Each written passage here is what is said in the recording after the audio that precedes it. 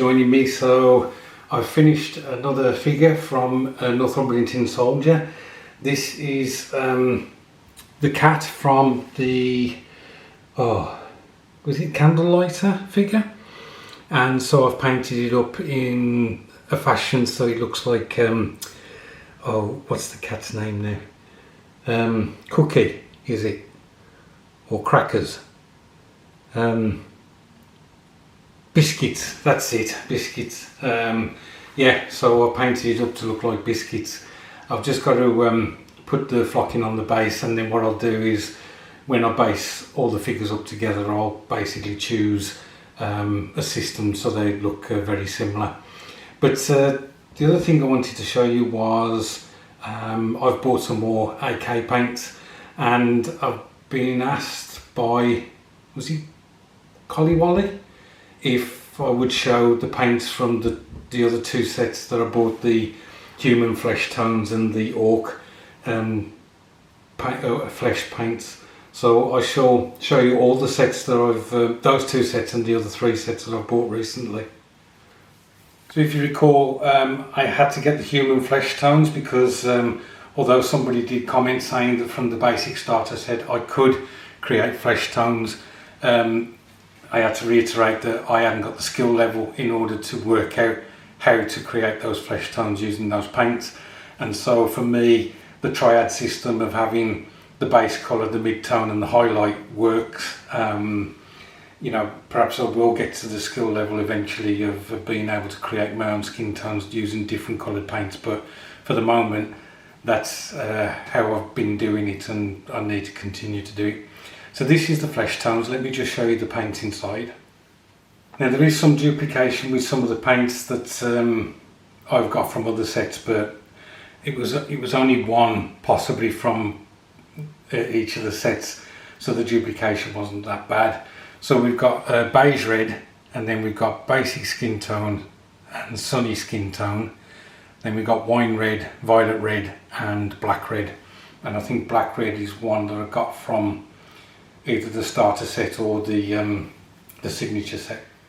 So this is the Orcs and Green Models paint set, and the paints that we get in there are, so we've got dark green grey, dark green, deep green, light green, golden olive and olive green. So very useful set. I think I may have deep green from one of the other bigger sets that I mentioned previously. So I went to my local model shop. As you know, I like to support Paul at Mike's Models as much as I can. He doesn't carry the 3rd Gen AK paint range, but he did have some of the paint sets, thankfully, so I was able to get 3 of them. This one, as you can see, is the Night Creature flesh tones with £2 off. Quite often he will knock 10% off the normal price, so 6 paints at £16.75, you can't really grumble. Let me just show you what colours are in this set. So on the back of the box we get some idea of the colours and how they were used to create certain tones on the skin, but this is something I need to learn how to produce. Let's have a look inside. Okay, so we have off-white, which is a really useful colour to have. Tenebrous grey, is it? I think Tenebrous grey, is it Tenebrous? Yeah, Tenebrous grey. Vampiric flesh, magenta, I can't remember what this one is now. Deep purple and dirty red. So the next one is non-metallic metal gold. As you know, I've been trying to paint non-metallic metals. Is it something that I would do on an army? No, it is not. I will go to the metallic paints in order to do that. But at the moment, as I'm painting individual figures, I'd like to still have a crack at non-metallic metal. So this is the gold paint set. Obviously I'd love to pick up the silver and the copper bronze one as well. Let's have a look at the back. So I've got to be honest, having the skill to produce a helmet like that in that finish is just a dream for me at the moment, but perhaps one day.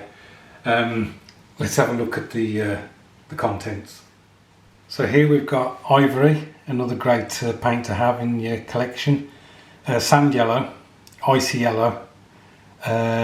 What's that one? It is Sahara yellow. Then we got purple, and then we got whole red, which again will be another useful paint. On to the last set that I bought is grey for spaceships. Now obviously all the paint sets that I've got presently, I don't think there was any greys in there apart from the tenebrous grey. So it's really useful to pick up this set if we have a look at the back. And that gives you an idea of the colours in there. Let's have a look at the contents. Okay, so although they say this is a set for spaceships, I've got to be honest, these greys will be so useful anyway. I've used them from Vallejo, similar paints from Vallejo on military vehicles and aircraft. So we've got pale grey, grimy grey I'm not so sure about, sky grey, dark sea grey, grey green and neutral grey. So as I say, I've used similar named paints from Vallejo in the past, so these will be really useful in the paint collection. Anyway guys, I hope you found that useful. As I say, these are AK third generation paints, and did I need to buy all these now? Not necessarily, because obviously grey can be made with black and white, even I know that, and you can add various percentages of either colour in order to get the grey tone that you want. It's just one of those things, if you can reach for it and pour it out and use it, then it's a lot quicker. The other thing I have a problem with is maintaining the ratio of a paint or a colour I've created. So to have the colour that I want already in a pot is really useful. And again, I bought these sets. I felt that the paints were useful, yes, and I wanted to get something from Paul at Mike's Models in order to, as I say, to support the fact that he's my local model shop, and I want to see him selling kits and whatever and figures for some time yet. Right, I'll leave it at that, guys. Thanks so much for watching. I do appreciate it. Look after yourselves, and I'll catch up with you soon.